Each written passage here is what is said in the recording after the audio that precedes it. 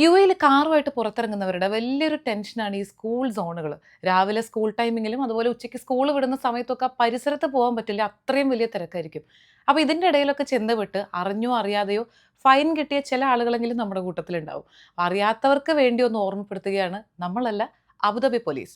അതായത് അബുദാബിയിലെ സ്കൂൾ സോണുകളിൽ അനുവദനീയമായ വേഗപരിധി എന്ന് പറയുന്നത് 30 km/h ആണ്. ഇത് എക്സീഡ് ചെയ്ത് കഴിഞ്ഞാൽ 1000 ദിർഹംസ് ഫൈനും ഡ്രൈവിംഗ് ലൈസൻസിൽ 10 ബ്ലാക്ക് പോയിന്റും കിട്ടും. പിന്നെ അനുവദിച്ചിരിക്കുന്ന ഇടങ്ങളിൽ മാത്രം പാർക്ക് ചെയ്യുക. പലപ്പോഴും നമ്മൾ കാണുന്നതാണ് ബ്ലോക്ക് ചെയ്യുന്ന രീതിയിലൊക്കെ വാഹനം ഇട്ടിട്ട് പോകുന്നത്. അപ്പോൾ കുട്ടികളെ ഡ്രോപ്പ് ചെയ്യാനും പിക്ക് ചെയ്യാനും ഒക്കെ വരുന്ന രക്ഷിതാക്കൾക്കും ഇത് ബാധകമാണ്.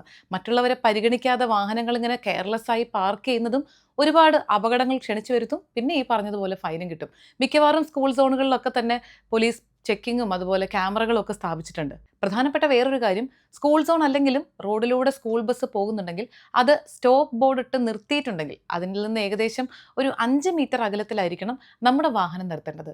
കുട്ടികളുടെ സുരക്ഷയെ മാനിച്ചാണ് ഇങ്ങനെയുള്ള നിയമങ്ങളൊക്കെ കൊണ്ടുവന്നിട്ടുള്ളതെന്ന് മനസ്സിലാക്കി തീർച്ചയായിട്ടും ഇതൊന്ന് ശ്രദ്ധിക്കുക.